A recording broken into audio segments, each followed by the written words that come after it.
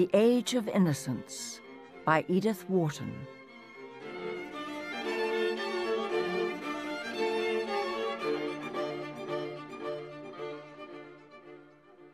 On a January evening of the early 70s, Christine Nielsen was singing in Faust at the Academy of Music in New York. It was Madame Nielsen's first appearance that winter, and what the daily press had already learned to describe as an exceptionally brilliant audience had gathered to hear her. When Newland Archer opened the door at the back of the club box, the curtain had just gone up on the garden scene. He turned his eyes from the stage and scanned the opposite side of the house. Directly facing him was the box of old Mrs. Manson Mingott, whose monstrous obesity had long since made it impossible for her to attend the opera, but who was always represented on fashionable nights by some of the younger members of the family.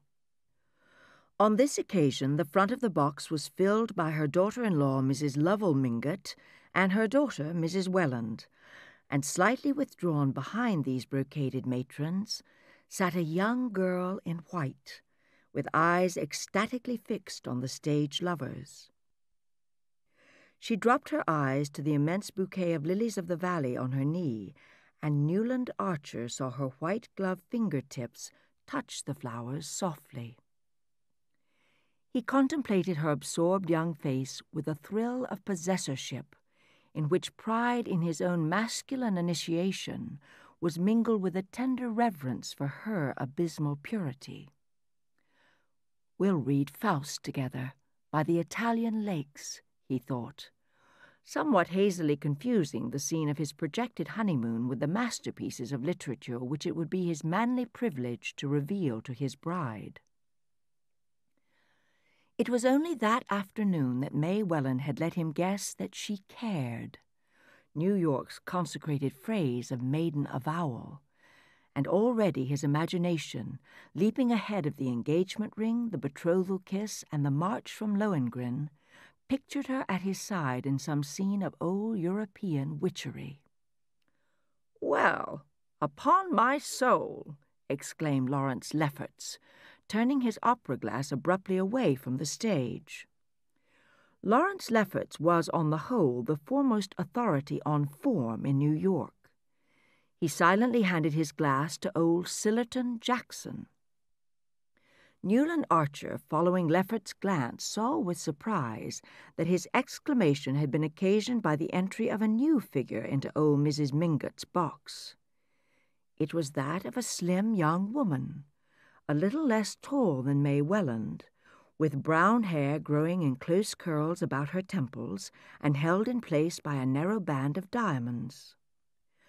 Mr. Sillerton Jackson had returned the opera-glass to Lawrence Lefferts. For a moment he silently scrutinized the attentive group out of his filmy blue eyes overhung by old veined lids. Then he gave his moustache a thoughtful twist and said simply, "I didn't think the Mingotts would have tried it on." But they had.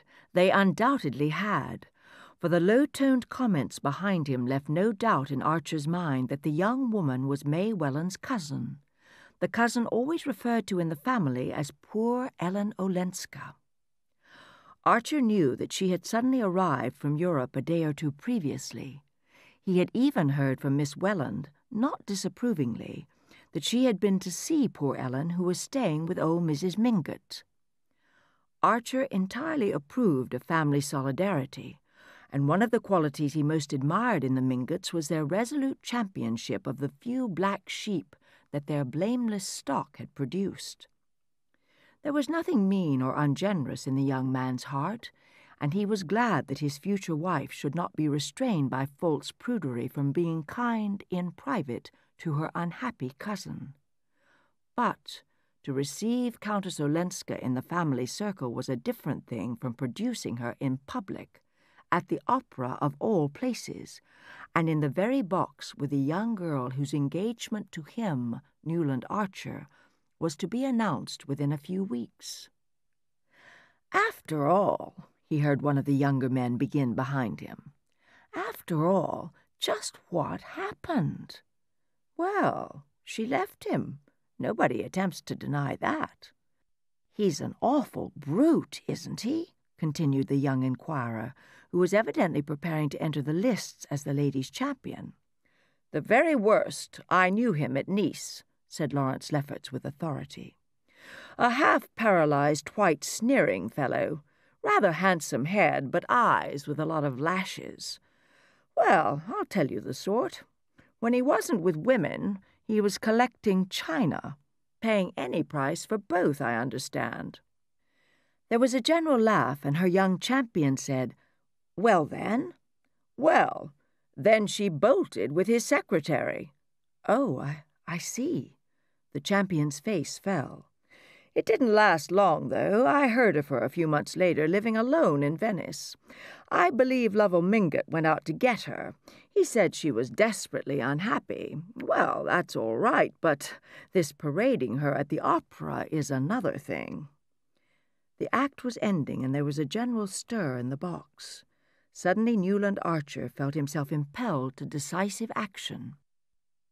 The desire to be the first man to enter Mrs. Mingott's box, to proclaim to the waiting world his engagement to May Welland, and to see her through whatever difficulties her cousin's anomalous situation might involve her in, this impulse had abruptly overruled all scruples and hesitations, and sent him hurrying through the red corridors to the farther side of the house.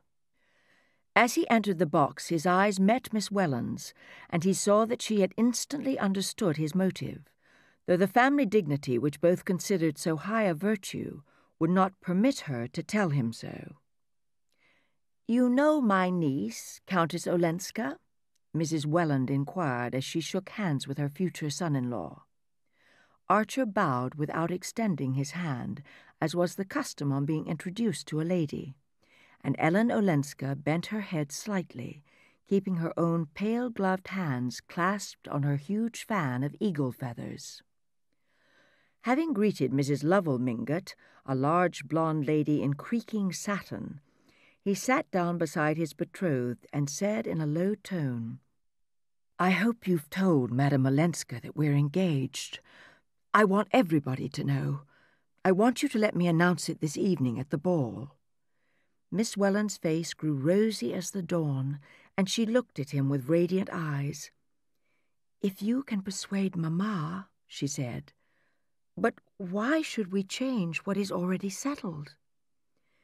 He made no answer but that which his eyes returned, and she added, still more confidently smiling, "Tell my cousin yourself. I give you leave. She says she used to play with you when you were children." She made way for him by pushing back her chair, and promptly and a little ostentatiously, with the desire that the whole house should see what he was doing, Archer seated himself at the Countess Olenska's side. "We did used to play together, didn't we?" she asked, turning her grave eyes to his. "You were a horrid boy, and kissed me once behind a door, but it was your cousin Vandy Newland who never looked at me that I was in love with." Her glance swept the horseshoe curve of boxes. "Ah, how this brings it all back to me. I see everybody here in knickerbockers and pantalettes," she said with her trailing, slightly foreign accent, her eyes returning to his face.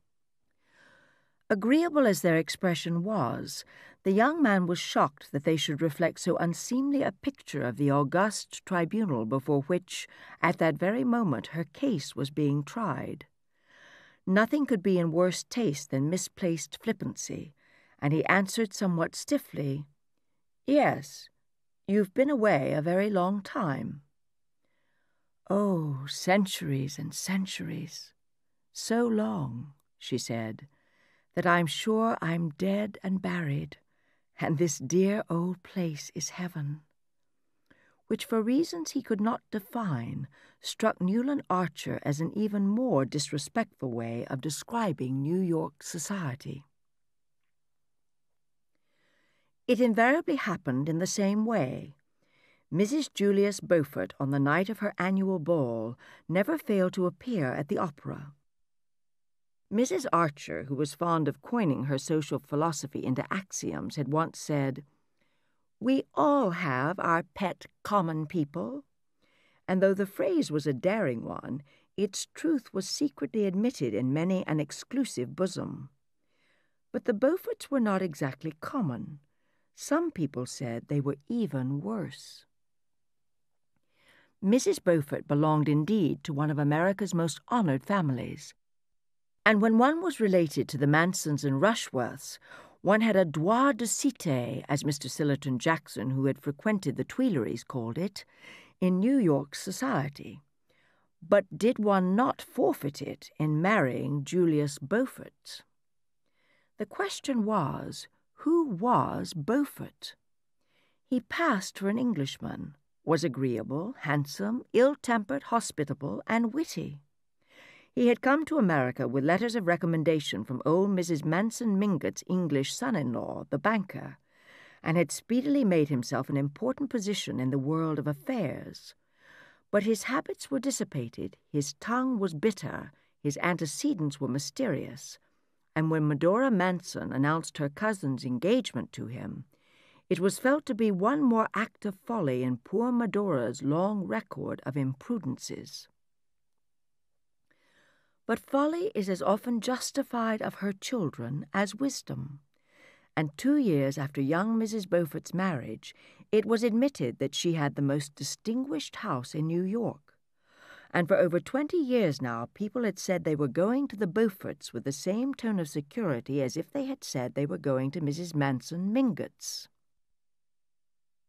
Newland Archer, as became a young man of his position, strolled into the ball somewhat late. He was distinctly nervous, being definitely afraid that the Mingotts might be going too far, that in fact they might have Granny Mingott's orders to bring the Countess Olenska to the ball. Wandering on to the Bouton d'Or drawing-room, Archer found Mrs. Welland and her daughter standing near the ballroom door. Miss Welland, evidently about to join the dancers, hung on the threshold, her face a little pale, her eyes burning with a candid excitement. A group of young men and girls were gathered about her, and there was much hand-clasping, laughing, and pleasantry, on which Mrs. Welland, standing slightly apart, shed the beam of a qualified approval. It was evident that Miss Welland was in the act of announcing her engagement, while her mother affected the air of parental reluctance considered suitable to the occasion. Archer paused a moment. The group about Miss Welland made way for him with significant smiles, and after taking his share of the felicitations, he drew his betrothed into the middle of the ballroom floor and put his arm about her waist. "Now we shan't have to talk," he said, smiling into her candid eyes as they floated away on the soft waves of the blue Danube. The dance over, the two, as became an affianced couple, wandered into the conservatory, and sitting behind a tall screen of tree ferns and camellias, Newland pressed her gloved hand to his lips. "Did you tell my cousin Ellen?" she asked presently, as if she spoke through a dream. He roused himself and remembered that he had not done so. Some invincible repugnance to speak of such things to the strange foreign woman had checked the words on his lips. "No, I hadn't the chance after all," he said, fibbing hastily. "Has she come?" "No. At the last minute she decided not to. She suddenly made up her mind that her dress wasn't smart enough for the ball, though we thought it so lovely, and so my aunt had to take her home." "Oh, well," said Archer with happy indifference. "She knows as well as I do," he reflected, "the real reason of her cousin staying away. But I shall never let her see by the least sign that I am conscious of there being a shadow of a shade on poor Ellen Olenska's reputation."